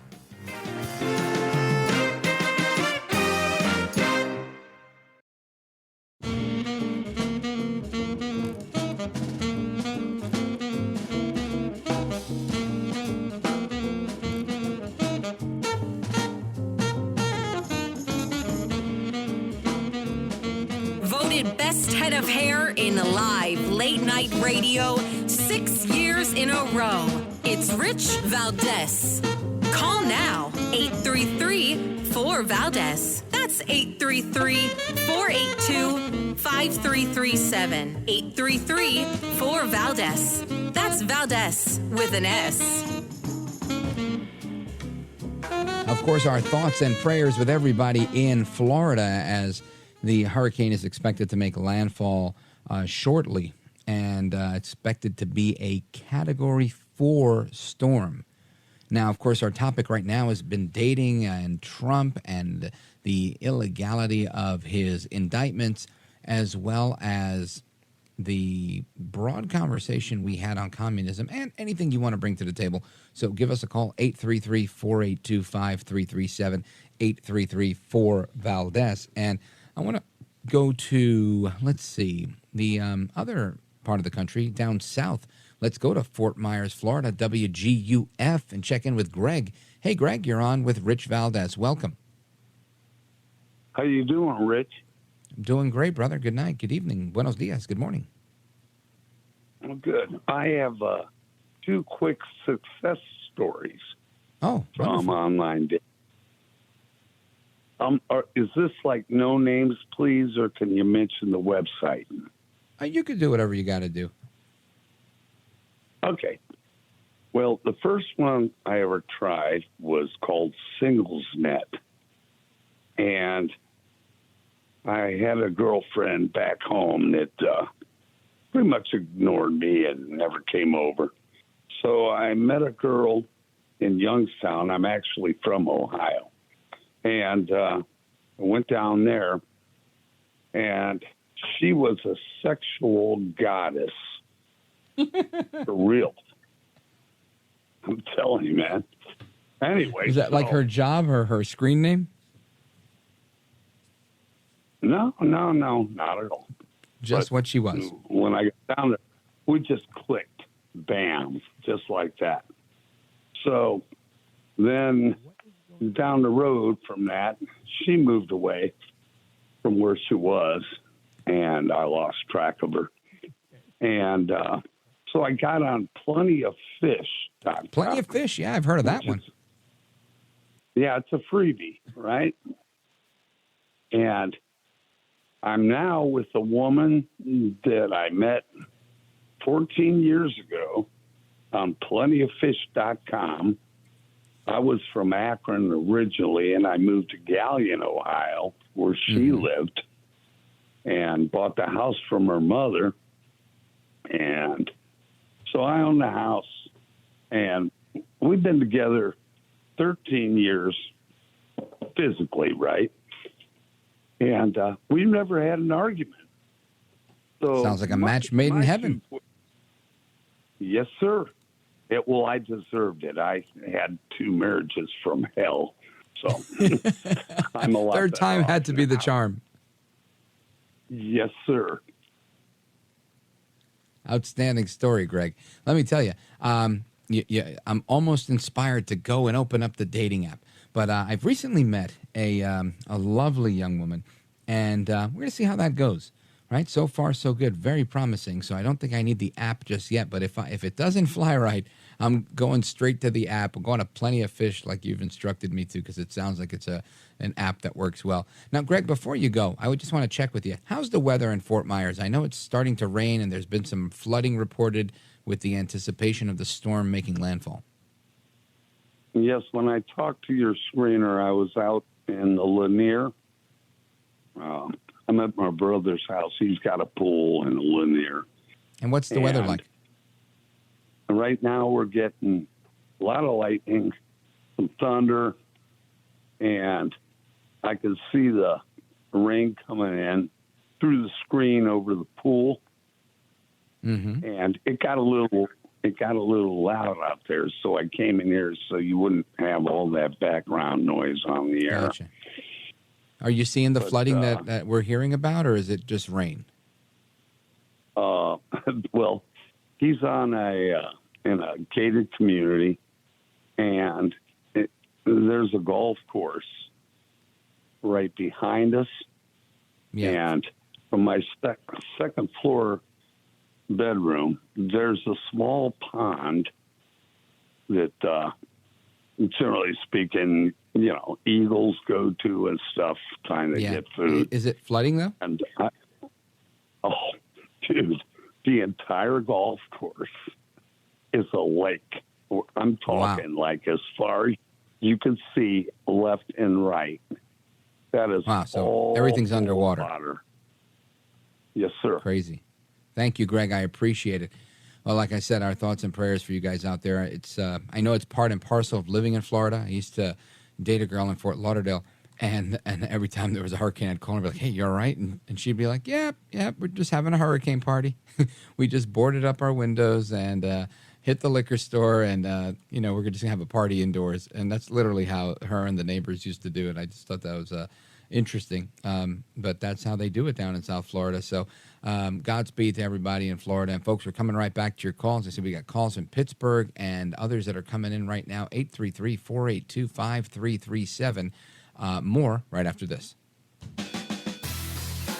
This is America at Night with Rich Valdez. Call now, 833-4-VALDEZ. That's 833-482-5337. 833-4-VALDEZ.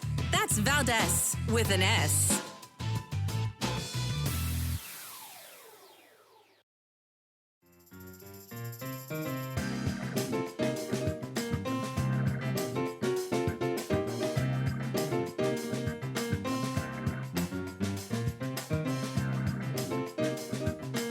America at Night with Rich Valdez. Call now, 833-4-VALDEZ. That's 833-482-5337. 833-4-VALDEZ. That's Valdez with an S.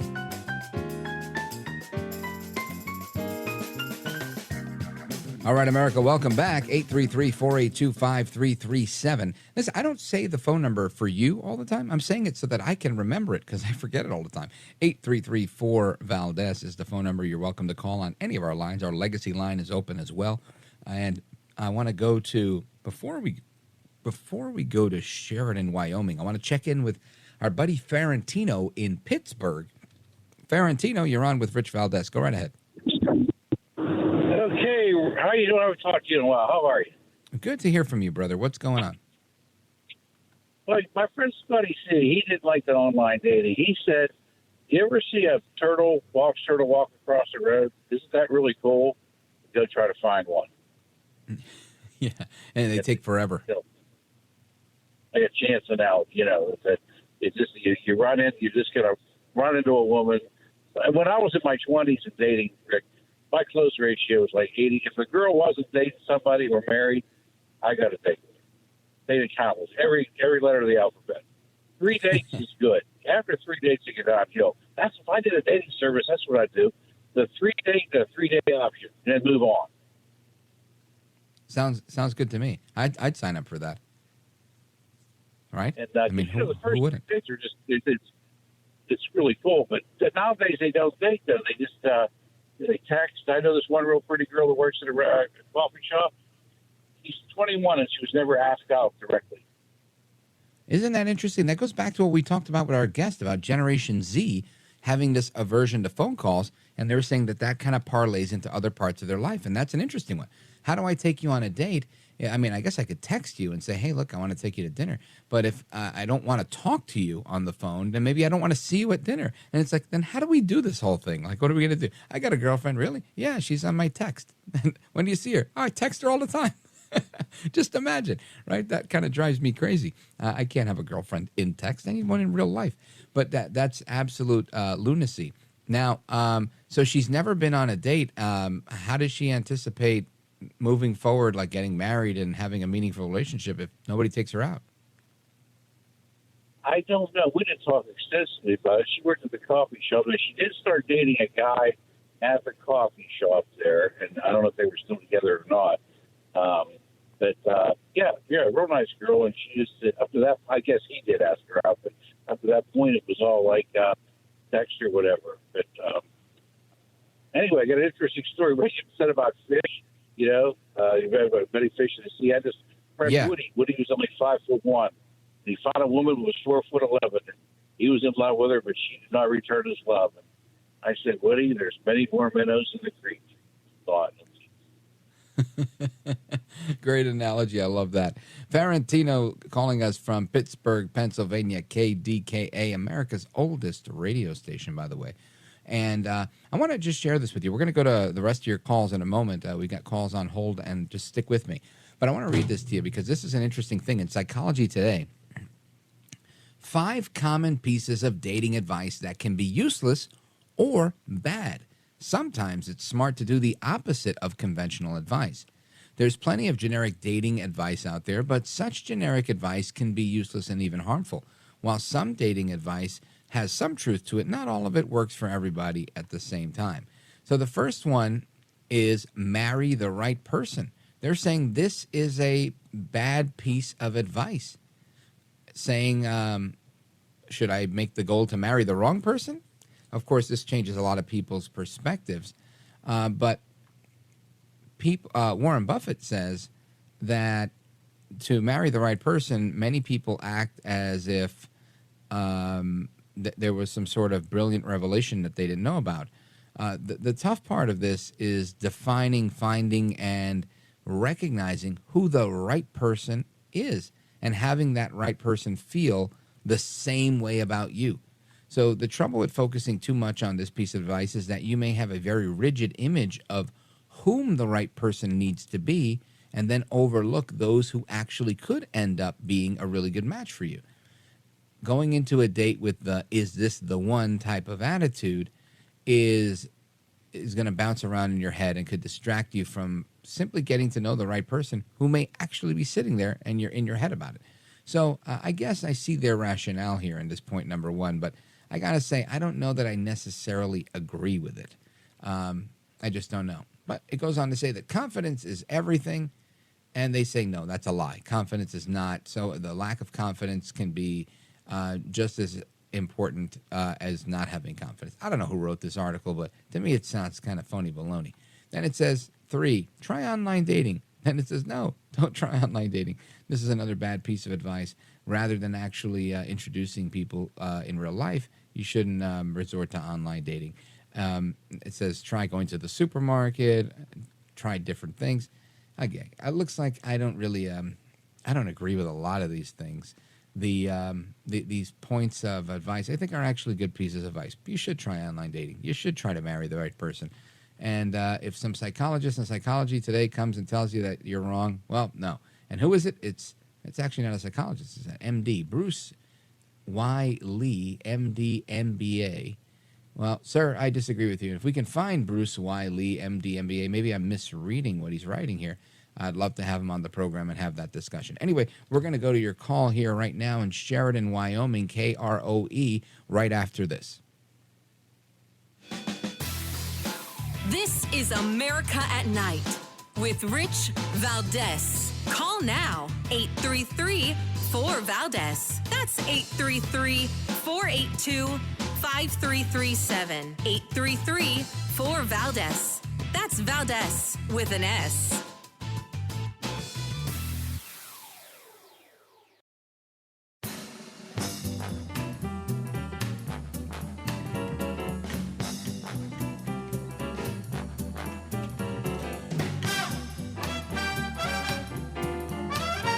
America at Night with Rich Valdez.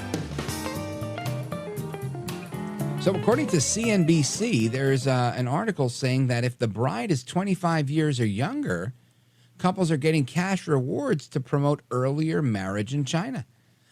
Local Chinese officials are trying to offer cash.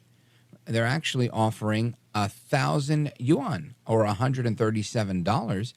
And these are cash gifts if you marry someone under the age of 25, which I think is pretty cool.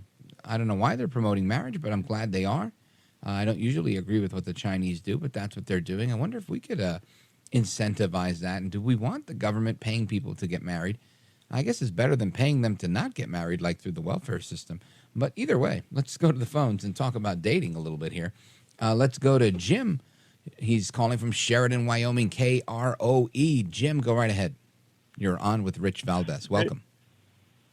Rich, I'm pleased to get on. I really am a full-time listener and really admire you, so it's really pleasing to get on with you. Anyway, thank you. I appreciate that. My honor. Well, I was divorced about 7 years ago and was married to a beautiful Latina from the Dominican Republic. And oh, my gosh, me too. 12 years now I've been divorced. Really? Okay. Yeah. Well, you kind of know the feeling then. It's, but I just thought, well, you think you're going to find somebody right away, but I thought, I'm going to try this dating site and got on one that has a lot of European gals, a lot of Ukrainian gals, probably 70% are Ukrainian. And it was funny, I had a lot of family and people would say, "Oh, you're going to get scammed," But my nephew, probably the funniest thing, he said, "Oh, Uncle, you're probably really talking to some fat gay Indonesian guy in a dirty tank top and shorts, So, that kind of alarmed me. So 6 weeks after I got on, I actually flew to Ukraine, flew into Odessa, and the first gal I dated was in Mariupol. And so it was a 10-hour bus ride from Odessa. And I went up there. It turned out she was a beautiful young lady, and I spent there like 4 days, and they showed me around. And she was real, and she wasn't a fat dude in a tank top, was she? Yeah, exactly. She was absolutely beautiful, and the interpreter was nice, and it was a really pleasant time. And so then I actually have gone back to Ukraine like 4 times. I went to Odessa 3 more times, and then Kiev about 3 years ago now, and over the Christmas holidays. But anyway, I just kind of proved my family wrong, although I still get hassled, But I've met actually right, but it was actually real, which is pretty cool. Yeah, exactly. And I have 3 right now that I'm kind of dividing my time among. And you are a baller, sir, a playboy. Jim, I want to thank you. I don't mean to cut you short, but good luck to you. And it's funny. My ex-wife is also Dominican, born in the United States, but of Dominican heritage. And afterwards, I did date a girl, not from Ukraine, but from close by Kazakhstan. Also spoke Russian, and went the same route until I kind of came circling back to the Latinas now. But interesting, very interesting. Jim, thanks for the call. Big shout out to KROE, Sheridan, Wyoming. And let's go to Paul. He's in Zanesville, Ohio, WHIZ. Paul, go right ahead. Hey, good evening, Rich. Yeah, I just like this little advice for I'm 59 years old, and this little advice for some of the younger men out there.